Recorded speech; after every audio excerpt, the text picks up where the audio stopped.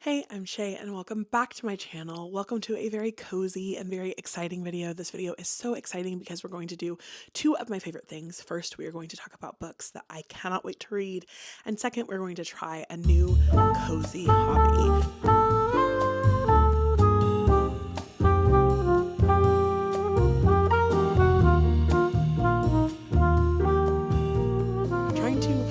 All of the books that you want to read at the end of the year and trying to start something new can both be pretty intimidating. So today I'm going to face my fears because I find that usually the anticipation is the worst part. Once I hop into it, it's never nearly as bad as I think it's going to be. So for our cozy hobby today, we are going to be trying to make sourdough for the very first time. I did not get into the craze of baking in 2020 when everybody was doing it during quarantine. So I am going to see what all the hype is about today. We are going to head to my local health food store in order to see if they will give me some of their sourdough discard so that I can use it as starter. Fingers crossed, because I don't know if they'll actually do that. And so we're gonna go ahead and go do that, and then we'll come back, we'll feed our starter, we will put together our dough, do some stretch and folds while we talk about the 10 things that I must read by the end of this year.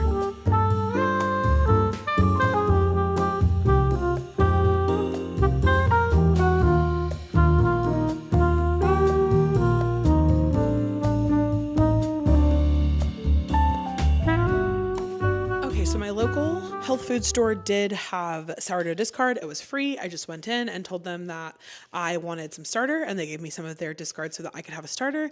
And that's what I have here. I've watched a bajillion TikToks on this, and some people are like, it's a science. Some people are like, everyone takes it too seriously. It's not a science. Some people are in between and they're like, yeah, I use a food scale, but like, you don't have to go crazy. It'll be okay. So I have no idea if this is going to work or not. So I am going to proceed with caution. I think I'm going to use half of what they gave me. And that way, if it doesn't work, I'll be able to try again with another batch. I have some bread flour here. I have a basket full of like sourdough supplies. I have some scissors just to cut open the flour bag. I have a container that I'm going to use for it. I have my discard, and I have some room temperature water. So let's go ahead and measure this out and talk about some of the books that I have on my 10 before the end list. Oh, I also have a food scale. So I'm going to do it with a food scale because I figure it can't hurt. This is incredibly firm. Like, I wonder if it's supposed to be this firm. But this is the starter that I got from the health food store. I'm going to plop that into this container, possibly. Okay, that is 73 grams of starter.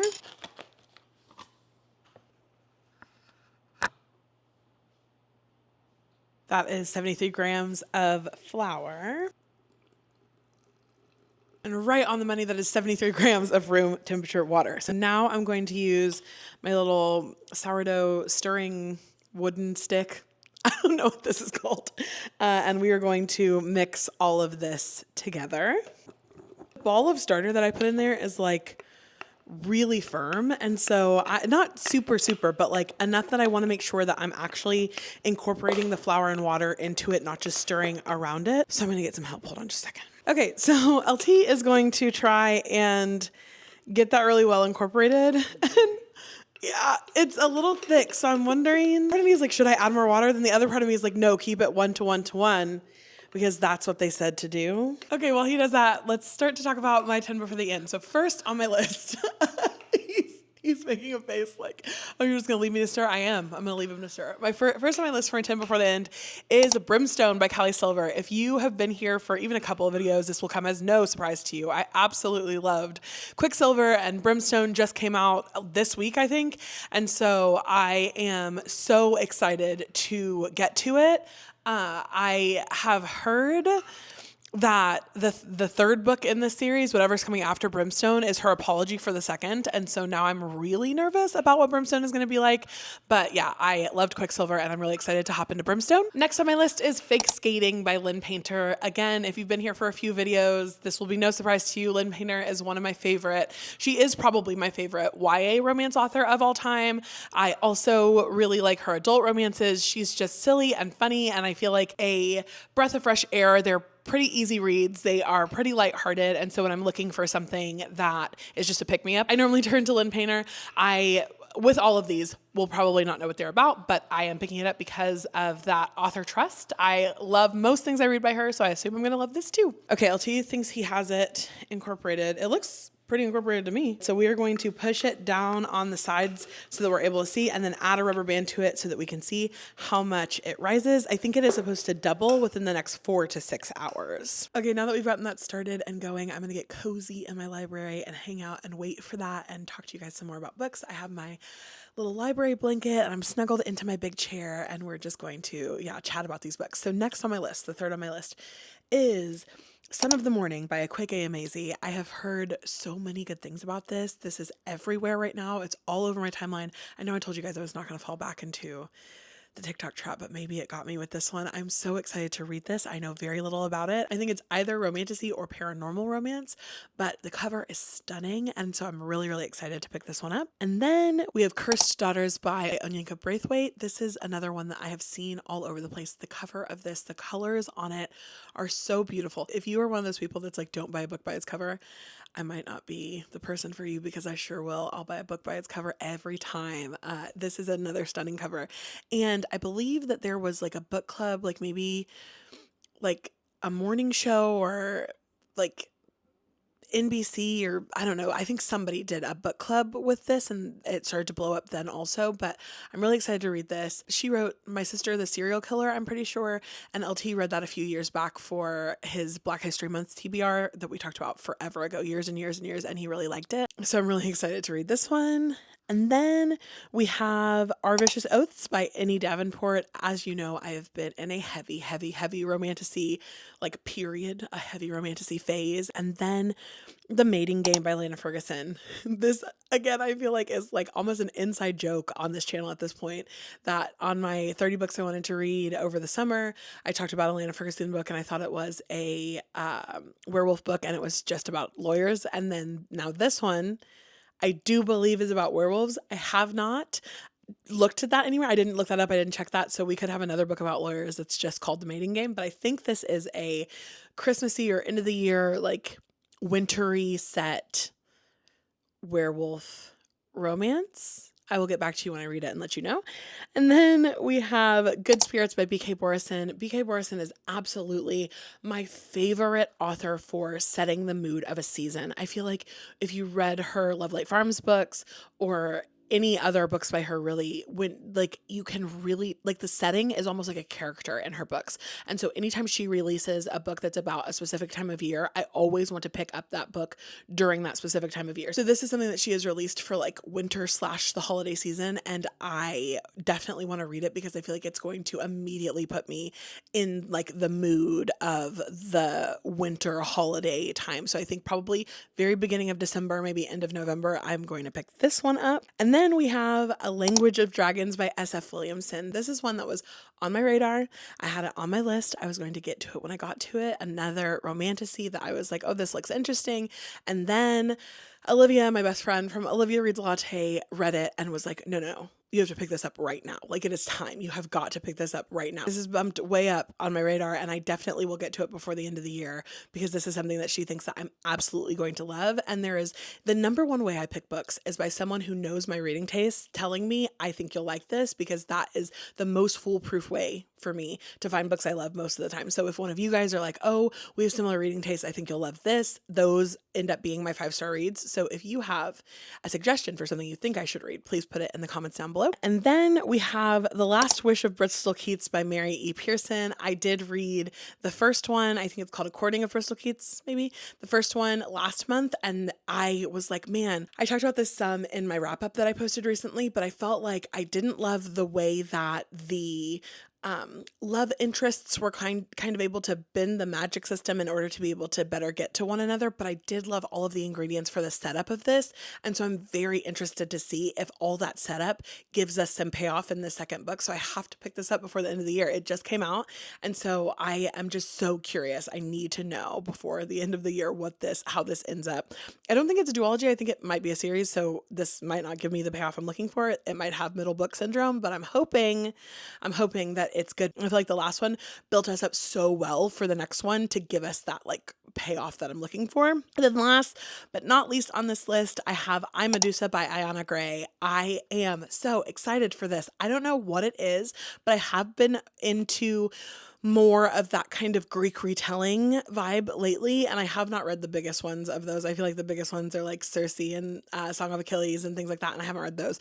But I did read a Jasmine Moss book recently that like had some of this going on, and I was like, man, I should read more of that. And then I saw, again, you're gonna be so shocked by this, the stunning cover on this Ayana Gray, and was like, I have to pick this up immediately. And so I also bumped this up. It just came out, so I bumped this up towards the top of my list for one of the 10 books I need to read before the end of the year, and that is all 10 of the books that I have that I want to read before the end of the year. It's a bit of a tradition around here that during December we do a bit of a bookish advent calendar, and I open up a book a day and I try to read those books on the days I open them. And so 25 books in 25 days every December.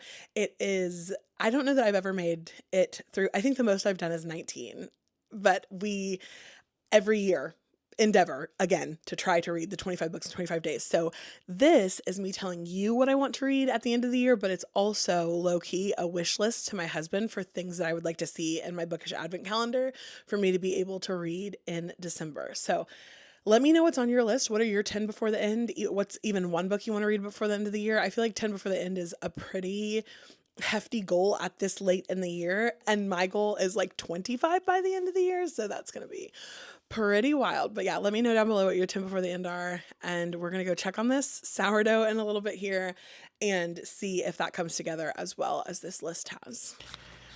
Good morning. It is very, very early the next day, and I am coming in to check on the sourdough starter. It's only been a few hours since I did it. I think I was supposed to check between 4 and 6, and we're somewhere close to that. And it did not double. It is above the rubber band for sure, but it's not doubled in size. It is freezing in here. I'm not sure the exact temperature, but I think it's just not quite warm enough for it to double. So I'm going to turn the heat on and look up what to do in this instance. And I think we're going to have to try attempt number 2 at feeding the sourdough starter and getting it to double today. Okay, we're back, and we are now going to start putting everything together because while we were gone, once it was no longer 56 degrees in here, our sourdough starter doubled. Yay! And I no longer look like the girl from Polar Express. And so it's a good time to be alive. Olivia makes sourdough and sent me the recipe she uses. We're going to do that because somebody tried and trued it. You know what I mean? So it says to start with 400 grams of bread flour. I'm using my food scale again, and we are going to go ahead and grab 400 grams of bread flour. I have no idea how much that is. 400 grams of bread flour. Not 401, not 399, but 400. That's not quite enough. A little bit more. Just about there now. Take it slow. Just sneak up on it. 400. Just kissed it.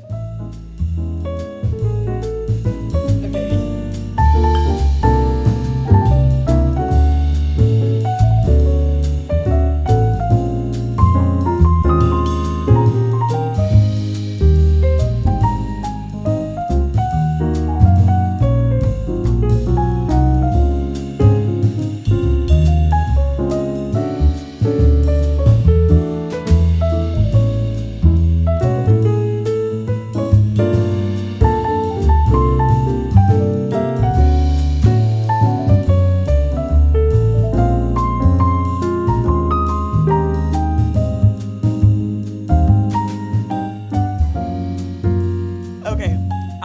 Back to you post shower but pre-bonnet. So this is what we have going on. I am back to Polar Express girl. Ooh.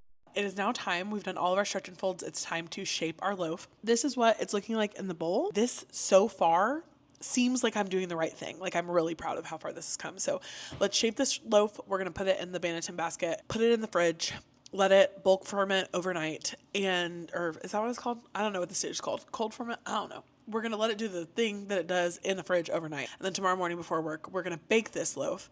And am I going to probably put this hot loaf into a bag and then take it with me to work so that I can try it as soon as it's cooled down? Maybe. But that's my business. That's not your business. I might show you. See, I was ugly. God don't like ugly.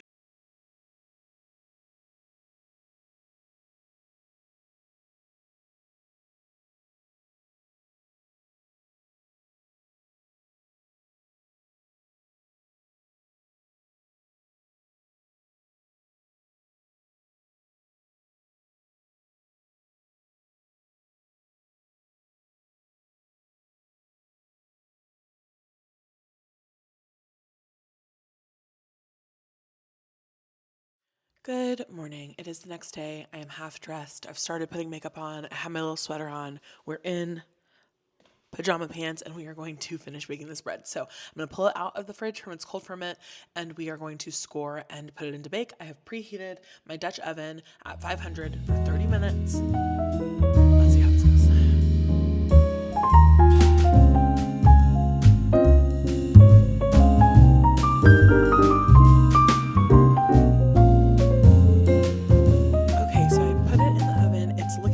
Flat to me, so I'm nervous, but we'll see how it goes. Okay, so tea is almost here and it is done and cooled, and this is what we have ended up with for the loaf. It does look a little bit flat and it feels like it might be a little dense. Let's do a quick knock test. I don't know if that's what it's supposed to sound like. I feel like maybe it doesn't sound as hollow as it should. Let's do a crumb shot and then I'll taste test it with him when he gets here and we have some butter to put on it.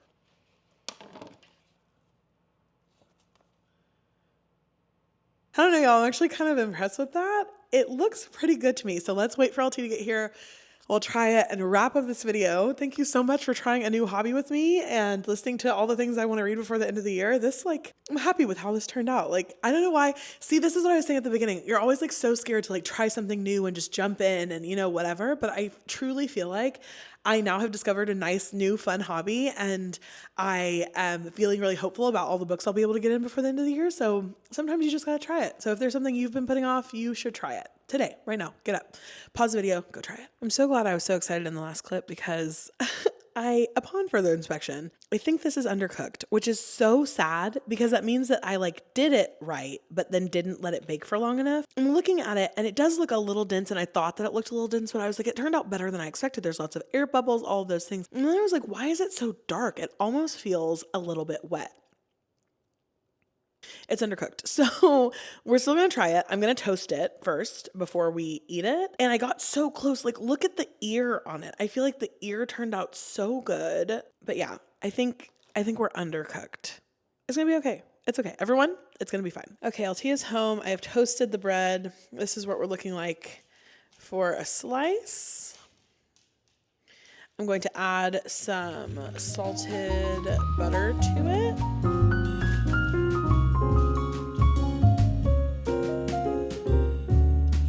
The flavor is there. It's definitely undercooked. Could have been perfect had I let it cook a little longer. It's very, very tasty. Just undercooked. That's all for today's video. Thank you so much for hanging out with me today, and I'll see you in the next one. Bye.